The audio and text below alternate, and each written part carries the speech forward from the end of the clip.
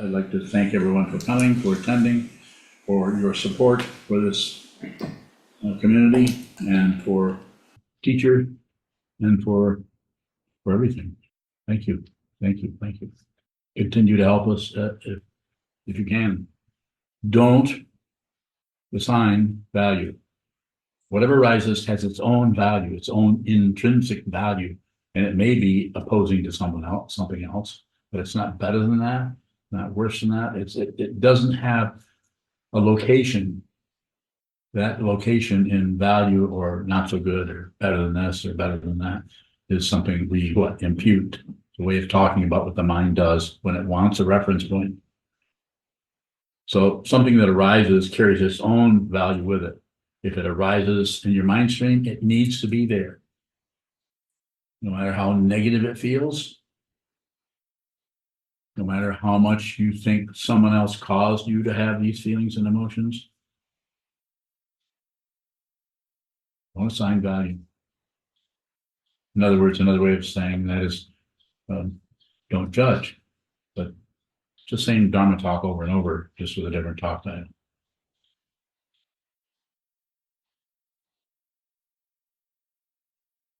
And of course, if you listen to me very much here, you probably know what I'm going to say next is you can't really do that. You can't accomplish it because this person never assigns any value to anything. No, because that's more ego business, trying to be somebody else, trying to be someone who does not assign value, who takes no position, who gets a little bit of a credential for just being very objective about everything. Some people are extremely proud of how objective they are. And they're completely full of pride, self-centeredness. Don't even know it. I think I gave a talk not too long ago on invisible pride. That's the kind where you're full of yourself, but you think you're humble. Or you're full of yourself, but you think you're accepting and open-minded about things. You're not opinionated. Just to someone who's opinionated, it just looks like the truth. It's not my opinion, it's just true. Other people might not agree, but it's not just my opinion, it's just look at it, you see for yourself, it's the way it is. Don't assign value. And the process of doing that, as I said a few moments ago, is to watch how you keep taking anything that happens and give it a positive, negative, neutral, or all the nuance in between. How you have a position on things based on fear, possibly, based on hope of getting control of something, based on relative stuff. So insofar as you can, with your sitting practice of meditation, chicken tala, training yourself to watch whatever arises without adding, subtracting, dividing, interpreting, elaborating, nothing extra if you can help it. And if you continue to add on when things show up, then just observe that. Everything becomes an object, becomes an awareness training if you understand what this teacher is saying to you. Whatever shows up is what you should observe, but don't assign value. Here's what shows up, and here's observing. There's no observer, there's nothing observed, there's just this. This has to be understood deeply before you can even make a statement like that. I didn't read that in a book, or if I did, I forgot about it. But if something arises and you assign value, you cover up the actual value of it with your ideas, your conclusions, your judgments, which could all have a whole network of justification of right down to the constitution of whatever. Says right here that this and this and that did that and that means this and this and this. Not incorrect, could be quite relatively accurate.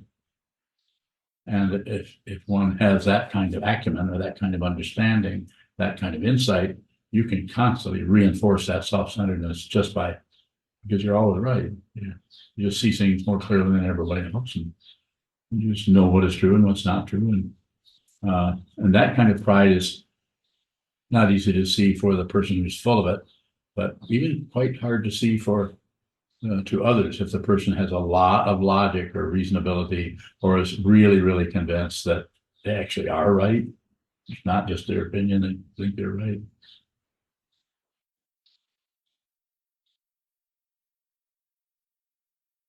So what is the practice? Just observe and be aware of what happens when you add value. Be aware of how that arises. And when I say don't do that, as I've heard me say a few other times, is that I know you can't stop or control that, but if I say don't do it, then you become even more aware. If you're a student, then you become even more aware of how little say so you have about things.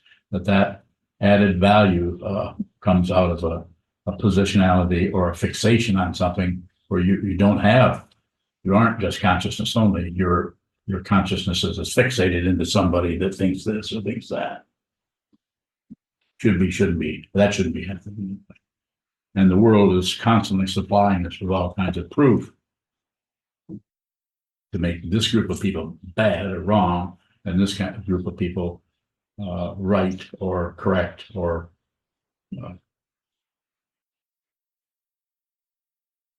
not to blame, however you want to characterize it, lots of ways. So we do it with the awareness, and we train ourselves to do this, not so much by looking at what's happening and thinking about it, analyzing it, and talking ourselves out of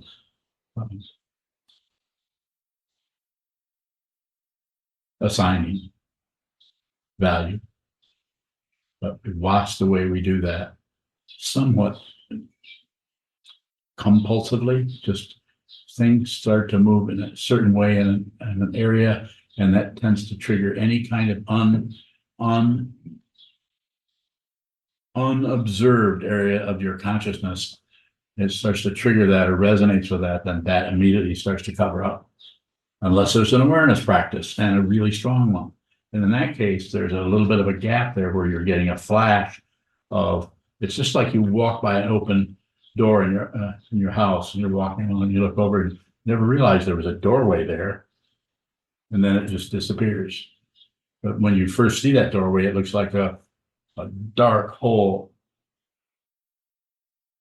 What's happening in the mind stream? If that shows up for you, if you can, just observe that. If you can, don't react and run away. If you can, don't grasp with your fear and slam the door on it. Don't do anything with it.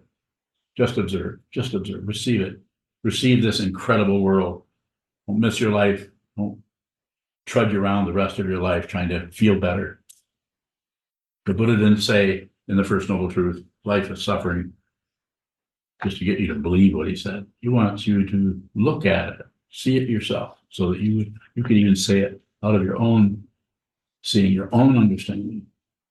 I look at it all day long. It's not a bragging point, just true. Every time I look in anybody's eyes, I see suffering. I don't care how big they're smiling.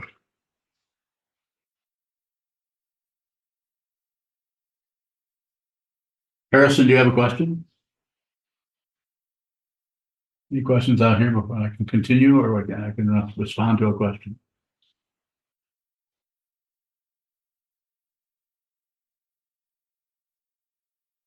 So again, it's about practicing that, not about succeeding at it.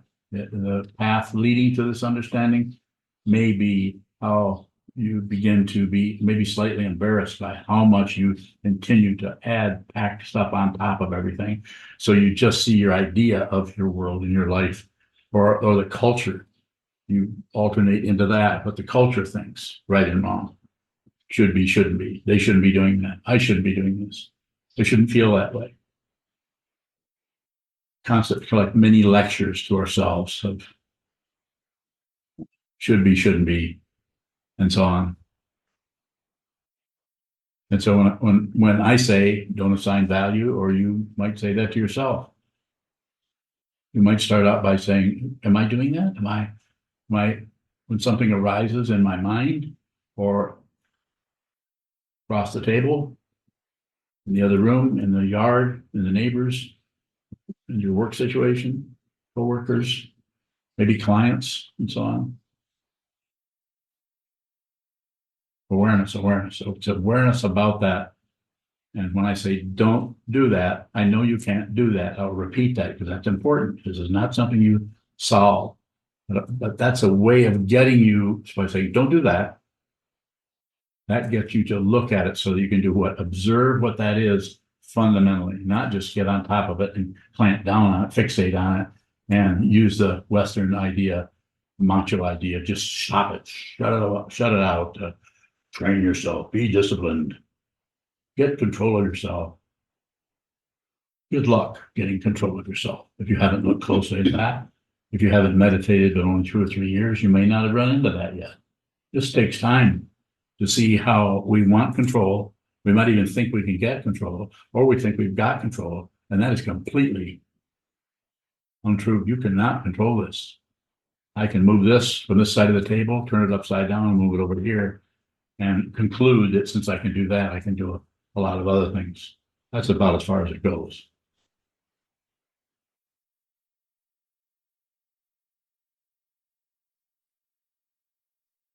But if you see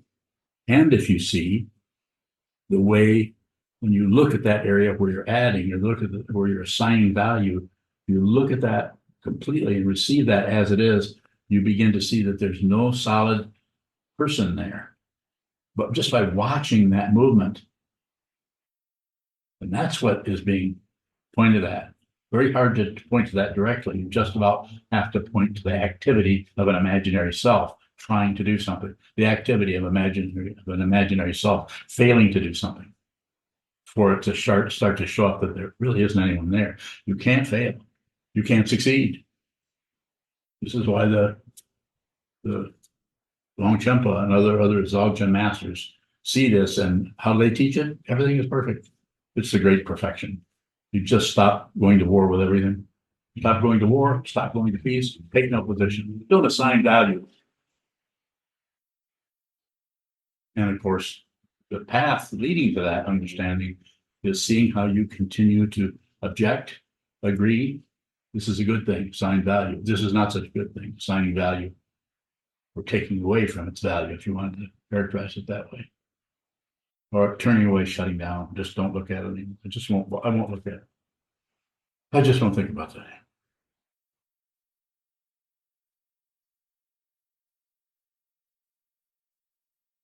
Right here. Yuda bowing, what is the intrinsic value in what arises in our minds? The intrinsic value in what arises in our mind is we see that it is dependently arisen. And if you see it, it will break your heart. And you will jump for joy at the same time. Only nothing jumps and nothing breaks. It's just a way of talking about it. Sometimes because the masters down through the traditions want to share with you a little bit of what that's like, they refer to it as a great bliss. It's not an emotion. It's just a deep understanding of the complete perfection of what this is. That's available to you. It's not a goal. The goal is to save all beings, be with all things. More? You don't have any other questions? It's totally clear to you? You can write a book about it? You see what I'm saying? A little bit? A little bit. The dependent origination is that is what we are looking at. That's the value. Yes, you actually see that there are no separate things anywhere. That everything is the same, but not exactly the same. And it's different, but not exactly different. We're using relative words to try to talk about something that is inexpressible. Even trying to experience it, although some people talk about the experience of this and the experience of that, it's not been my experience. Meant to be funny. Of course, it's my experience. How else could I do this if I hadn't experienced this? Pardon me. That's the only way I can do it if there's no experience. If there's an experience, it goes away. Experiences, here's one, shows up, gone. Anything you have as an experience in your mind stream, I don't care if it's some wonderful vision of enlightenment or Buddha fields, or suddenly you feel like you're melting into space, or you're turning into light and you're like rainbows showing up in front of you, will not last. Now, if they come, hang out there for a while.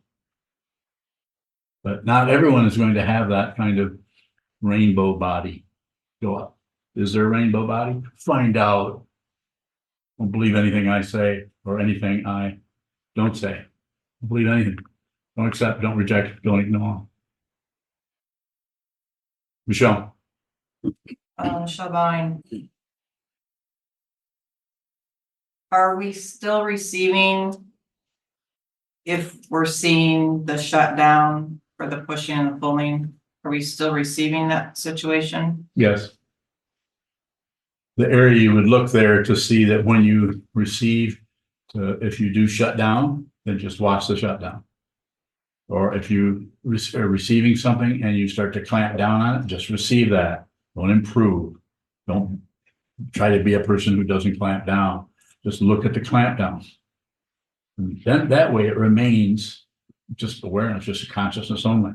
But if you try to do anything with it, then that part of the consciousness referred to as sometimes identified as the klesha mind or the seventh consciousness in the Yogacara tradition, that gets nurtured and validated so that it gets to continue to move along and torture itself and torture others based on self-centeredness. There's no self. Don't believe that, but consider it more.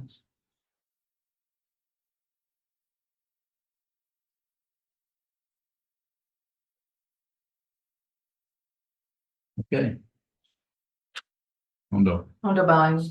What is it about watching ourselves grasp and reject and ignore that helps us see dependent origination? Because if you just observe it and you stop giving yourself a hard time over it, or if you just observe it and stop patting yourself on the back about how wonderful you are and how you're finally making some progress, and if you no longer distract yourself from it, you just receive it, no matter how smelly, no matter how fragrant, no matter how brilliant, how dark, how. Don't assign value. It carries its own value. It will be dark, it will be light, it will be brittle, it will be pliable, it will be whatever it is. Receive it as it is. And slowly, over time, you notice that it's actually what it is, not what you add to it. And at the same time, it's what it is, not what you add to it, that you're looking at yourself. Because the consciousness doesn't belong to anyone, and the consciousness that has been covered up in your lifetime by hope and fear is starting to come apart.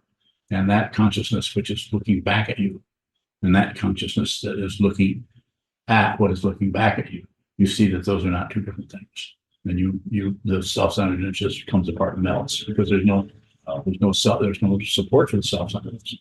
You realize your true nature and realize you are consciousness only. And there's nothing but freedom. And it's not freedom from something. It's fundamental freedom. Nothing can catch you. Even death can't catch you. Can't find you. But you're no longer attached to this. And you're no longer rejecting that. And you're no longer what? Assigning value. It has its own value. And it's radiant. Or it's dark and dingy and dull and smoldering back behind a line of trees. And you don't even know what it is that's burning. And do you care? No. It's just burning. It has its own credential. It carries its own situation. This is why dependent origination is so difficult to perceive, because we think of it as everything getting together. And no, it's actually everything standing apart and having its own, what Tibetans have tried to talk about, the Japanese, the Chinese, self-existing, Rangjung. It's just that alone. And you actually become that Rangjung Rigpe Dorje. The 16th Karmapa was named that. Rangjung Rigpe. Self-existing wisdom that is indestructible is the translation.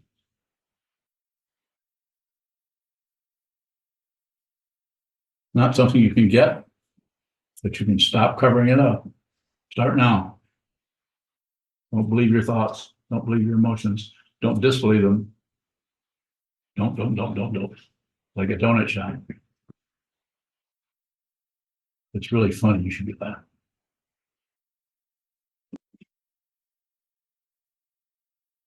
Pretty stoic today, aren't you? That must be from hanging around with your little son there. It's very stoic. I have to tell everybody about this. This is painful to say this. Because sometimes parents just get in the way of their children's education. So, Rumi, if he can spell a word, then I give him a toy car. And I have a collection of about 15,920 toy cars. Actually, it's down to 19, and I gave him a car. So I gave him a word. Usually, you know, I might say, what word do you want to spell? And so today he said cat. I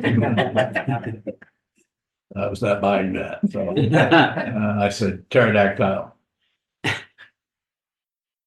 So I don't even know how to spell pterodactyl until I asked Google, and Google told me, so I was able to tell it he could spell it. But then, what did you do? Confess. Don't assign value. I told him it started with a P, You told him it started with a P, and he took it from there. pretty much. Did he? So he got the last 3 letters correct without your help? No, TYL. he tried putting an I and I said, what other letter might make an? Okay, so Yeah. I don't think you did as bad as I was first thinking you just told him how to spell it, but No, you didn't do that. That was a pretty emphatic no right there. No. So, okay, you are a good mom after all. Not assigning value. You provided me the value, right? It's a very interesting area to notice when you actually recognize the value in something and when you actually have added your own idea of the value to it. It can be very embarrassing when you realize that you rarely see the actual value of something because it's so easy to just stick that on there. It's just like putting a sticker on something. You know how distressing it is to see stickers all over things? It's just like, it's like covering up. I can tell you what it's covering up, but I'm not going to tell you.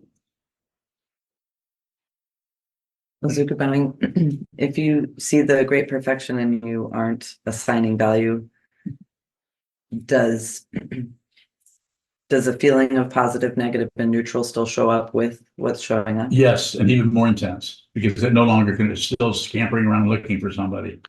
Yeah, dependent origination is ruthless about looking for a self. And it will keep checking in with you just to see maybe if you return to your stupid self-centeredness. But you haven't. You just notice the emotions come and go. The emotions show up and they feel personal and they claw at your rib cage and you just watch them. You don't hook up your vocal cords or you put on your track shoes. Don't do anything. Don't do anything. You just, all the energy you have goes into receiving.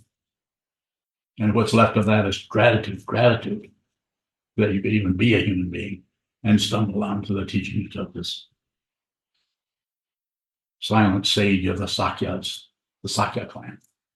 I don't know why they call him silent. He talked a lot. Mizuku bowing. So do you have to genuinely not care how you feel or not be self-centered to see the great perfection? Paraphrase that. I want to hear if you know what you've asked me. Do you have to thoroughly see no self to see the great perfection? You can't really see no self. There isn't a self. So therefore that seeing is a no see. I thought I'd start with that. So that way you will give up the search looking for something. All you have to do is receive. You don't have to look for anything. Give up the search. Mizuku bowing. Do you have to genuinely not care how you feel to see the great perfection? The caring goes beyond not caring. It's neither caring or is it not caring. It's called compassion. And it's not compassion for something. It's just compassion. So everybody gets a dose. Yeah. Not yet. Thank you. Further questions?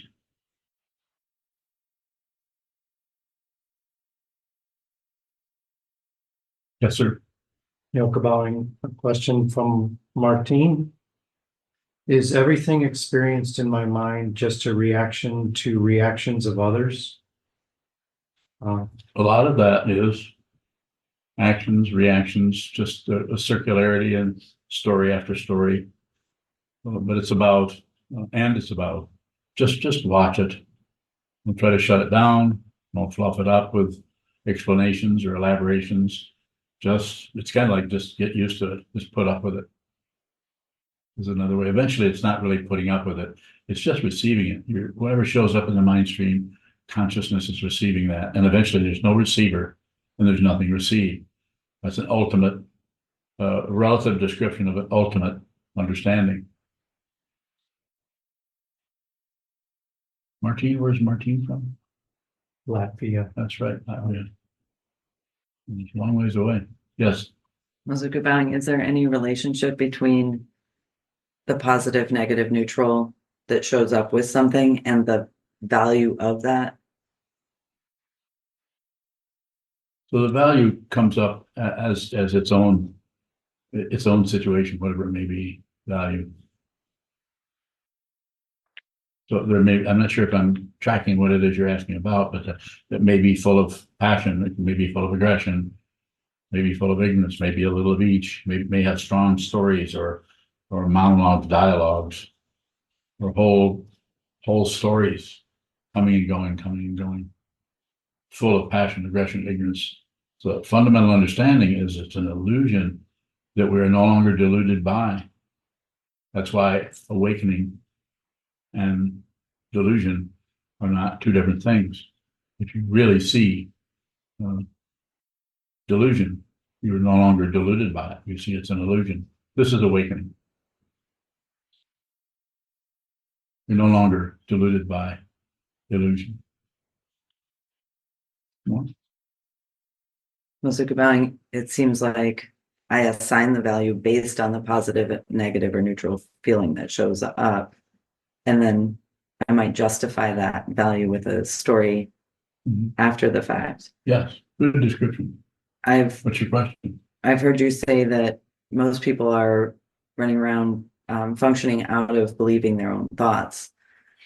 Is the belief in the positive, the initial feeling that shows up with something, is that what we're really functioning out of? And the initial part is closer to actually being with what is happening rather than fighting with it, agreeing with it, or ignoring it. But it's still path. You're still working with it. It's worse than that, as far as feeling safe, being right. And it's better than that in that the reference points are starting to come apart. And if you have a teacher, if you have a teaching, and if you have a community, there's a good chance that can continue. But if one of those breaks down in some way, or you break it down, which is possible, then the path can start to go in circles. I'm right, I'm wrong, I'm right, I'm wrong, I'm right, I'm wrong. This shouldn't be, that shouldn't be. More? Mazuka bowing, is part of our self-delusion thinking we are functioning out of our thoughts, or that we could get some control out of our thinking process? Quite a bit. A lot of people who are scholars, because they're so smart, get into that area and they're so adept at working with things conceptually. And it's pretty impressive what some are able to do, but it's not awakening. It's just a high level of logic and reason. Not wrong. It's not awakening. Awakening is awakening to what this is, not using your incredible skill at adjusting, pushing things around, or accomplishing this. That's why when I hear the word artificial intelligence, I can't help but snicker. Or Milky Way.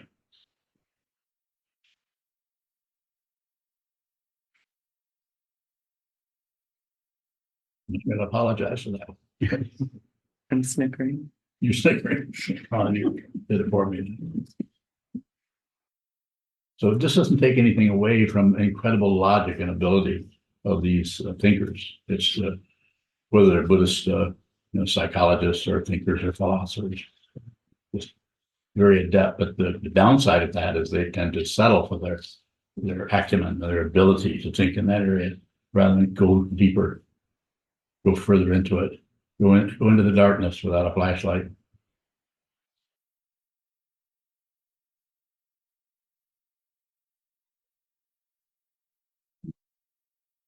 Yes, sir. Yoka bowing. Another question from YouTube from Spool Stream. Spool Spring, I haven't heard from Spool Spring in a long time. What's so painful about suffering? Bowing. Oh, Spool Spring. What's so painful about it? What's so painful about suffering? Suffering. What's so painful? Can't stop it. Can't stop it. Guys, have a good time. Make sure you take pictures, especially the ones from way up in that high tower that's on the back. Looking down, yeah, and look out for the monkeys. Forgot to say. Say hello to Talia. I love doing that. Yes. You can't stop it. Anyone else have a one or two word or maybe even a sentence response to School Springs question? It's a good question. Especially we've been looking at it for a while. You have one? Don't want it. We don't want it. We want something. That's the second noble truth. Is the very second noble truth is the one that perpetuates the first one. Even if you look at it in a linear way, or if you look at it without the linear quality, it's just whatever happens, we don't want that. And so this creates suffering, but it compounds itself like the pages in the book. They just keep going. The first page comes down, that covers things up for 30 seconds, and then we go to the next one, that covers it up. Next thing you know, you have laminations of the second noble truth, not wanting it, not wanting it, not wanting it, not, I don't want that, not wanting it. And so that gives us a little bit of a buffer that tends to build up the self-centeredness or the ego mind or reaffirm that. But you still have to face it. And when will you face it? When your body mind complex goes back into the elements, goes back into fire, earth, water, and air, because that's what this is made of. And then the consciousness is, you could say it's released, maybe, but it might be still attached. So you might continue to be generating those stories, even though you don't have a body anymore. This is called the bardo, or the intermediate state. And there's no proof that exists. But there's a good chance that it has a kind of existence you might call showing up in consciousness.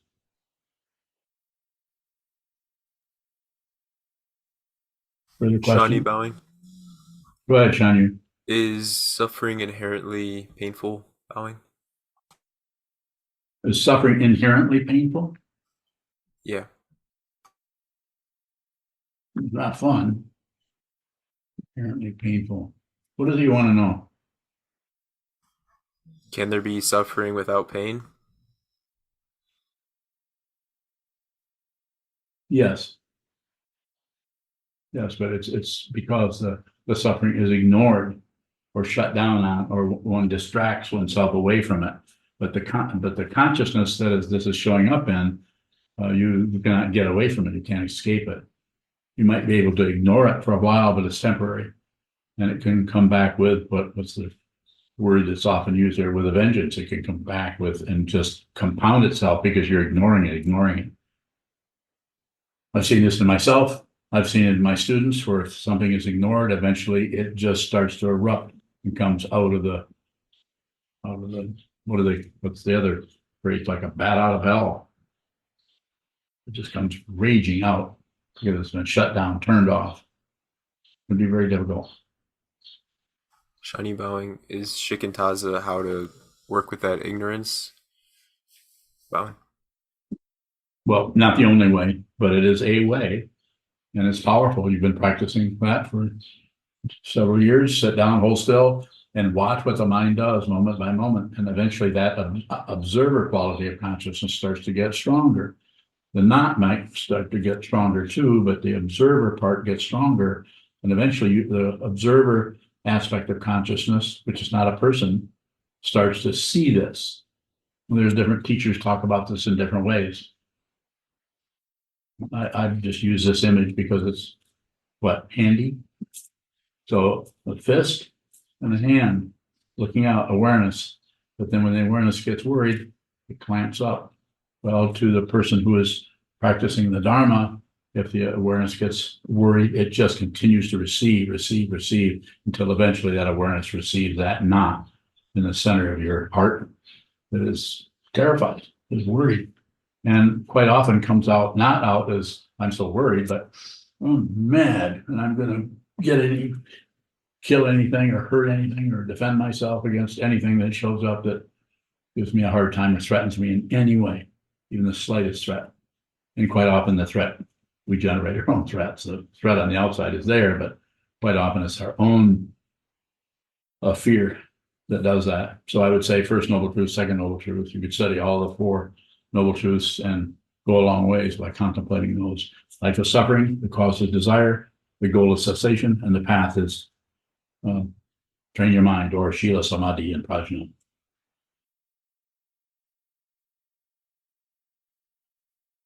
Have a few minutes left if there are any other questions. Yeah. You were talking about the knot, that if we receive that knot, then what happens to that knot? Just comes apart.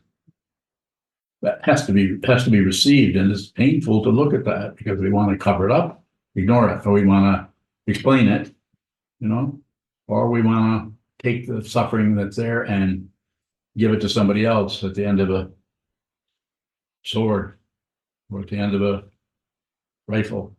It can get that bad. It can get just horrible because there's so much suffering happening that we just have to ignore. We want to ignore. It feels choiceless. And is it? Probably. But that's why it's so important to receive. Everything is coming at you through all, just the first 5 sense feels just, they don't produce any sounds or sights or smells or tastes. They just receive them. And what those body orientations can do, with the sixth sense consciousness or the thinking processing mind, it can, and also along with that, and the seventh or the crazy klesha paranoid part of the mind, by just sitting down and receiving all of that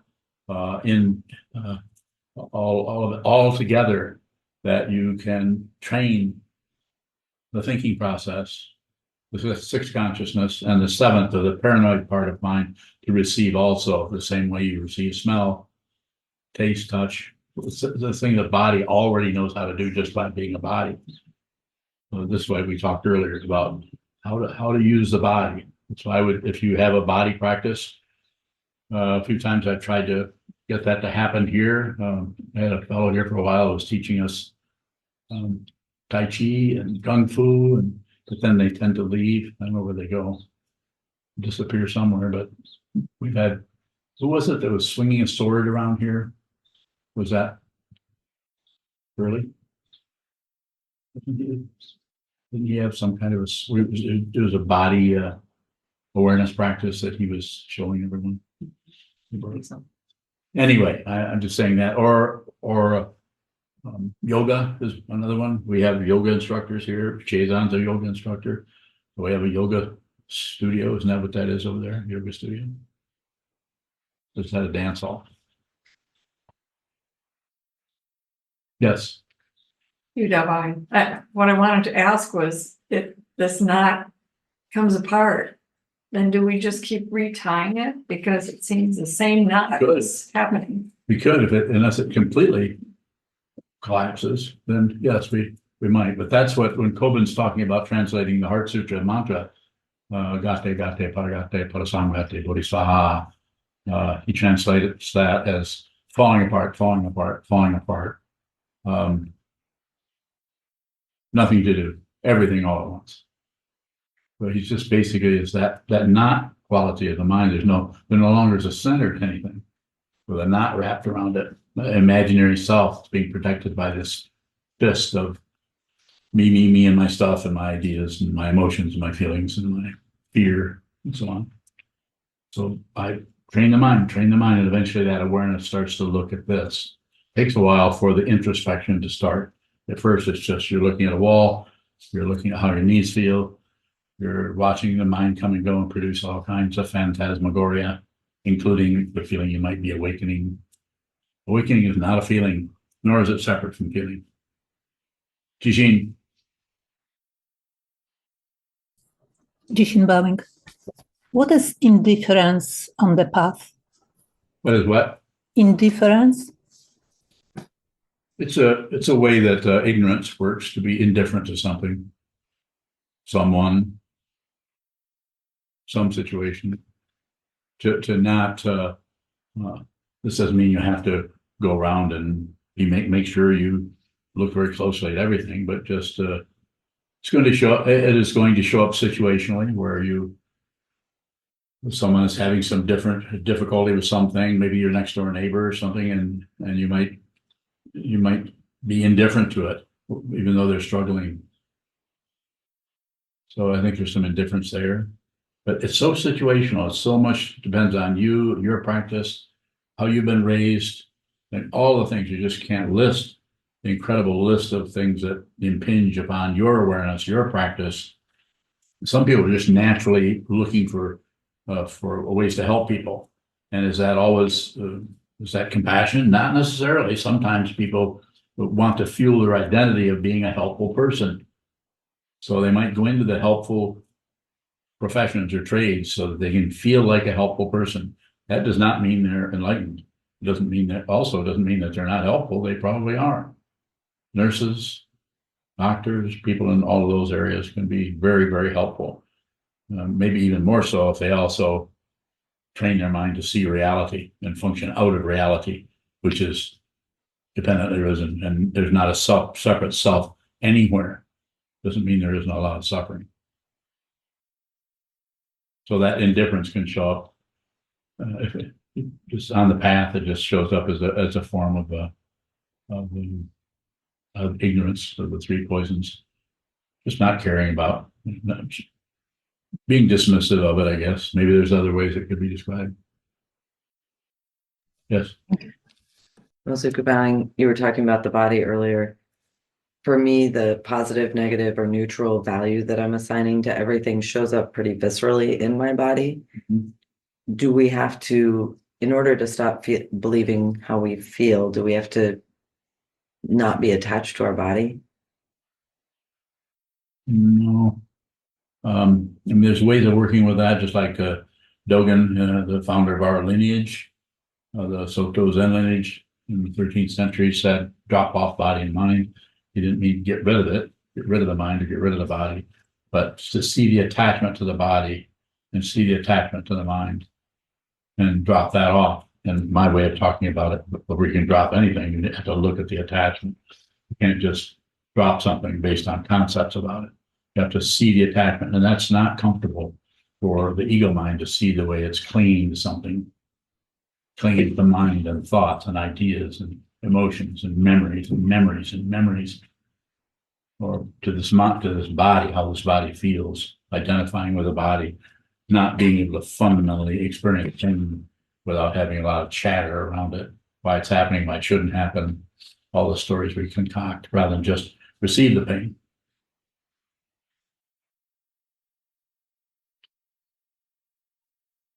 Welcome. I have more to say about that if there are questions around there. Chisho, go ahead. Keshavaving. Is it further on from what Mozuko was asking? Is it possible to see the clinging separate from the 5 basic senses of whatever is coming in? So let me see if I understand your question. Is it possible to see the clinging separate from the 5 sense consciousnesses?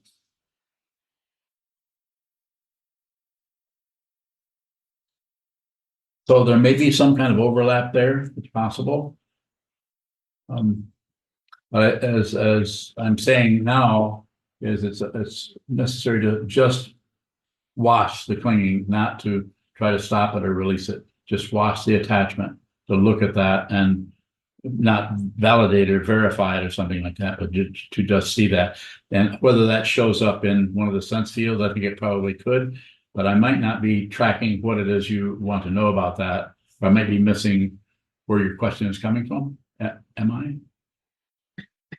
Kishwaving, yeah, I sensed that a few times, but I don't know how to ask the question. Because whatever feeling shows up, let's say my breath is going in and there is a feeling of the breath going in. I- is there that feeling without clinging on to that feeling of breath going in? Bye. So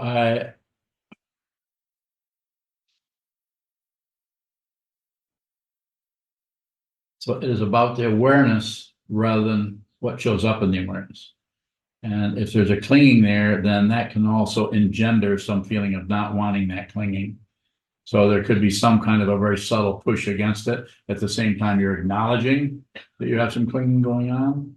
I know I don't teach tongue limb practice or sending and receiving while riding the breath, but the teaching in that is when the breath goes out, that you give away all the goodness and happiness and love and health and everything that you have to others. You see them all getting healthy. You might even see yourself not being so healthy. And then when the breath comes in, you take in all the garbage in the world, all the suffering, all the pain of others. I'm not against that. I practiced it myself for many years. And I just don't teach it because it's such an intense relative practice. And it's taught all over the places. So Shantideva taught it. Atisha taught it in the 7 points of mind training. It's a big teaching in there of Tonglen. But after practicing it for a long time, well over 30 years, I decided not to teach that to people. And so I know you didn't ask your question about this, but it made me think of that polarity of sending and receiving. And when the breath goes out, this is how the goodness or the kindness goes out. And when the breath comes in, you take all the poison in. I don't think that's a good idea. Maybe some people can do that and actually not be contaminated by it. And other people, it could hurt them. I'm not in favor of that practice. And again, I'm not against Atisha or Shantideva or Chogyam Trungpa or Pema Chodron or anybody else that teaches this. Please, they're your teacher. Just do as they say. Do as they say. But in the area that you're talking about there, I think it could go any direction in that area. That area of consciousness is able to just turn itself into something else in order to support an ego. So that's why it's so important, no matter what happens, is to don't go to don't assign value to anything. So just whatever shows up, receive it. Even though it may be a snake in the grass, just receive that snake, and then receive a butterfly, and then receive. So everything needs to be receiving. If you do it, here I am. I know you didn't ask a question about this, but this is what's showing up. If you go to the polarity part of it, like sending out the good stuff and taking in the bad stuff, that polarity, ego hears that, and ego will make use of it. So I would say just receive. And then when you really, really receive everything that you receive, you'll know when it's time to do something out there, step into the world, or move to the Gaza Strip. If you want to talk about a powerful move. And am I saying go there? No, I don't. Don't go anywhere. Stay here. Train your mind. Did I get anywhere near what you were looking for, or did I make it my own thing? Kishwaving, no, my question was not crisp enough. I'm not able to express it Okay. well. It'll come up sometime. Well, Okay, thank you. Thank you, sir. Maybe we can take another question.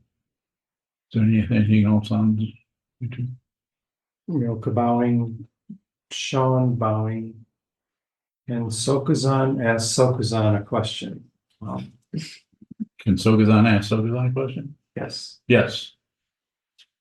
Yes, the very first question I asked myself when I was probably 3, why did I come back here? That was my first question to myself. Thank you for asking me that.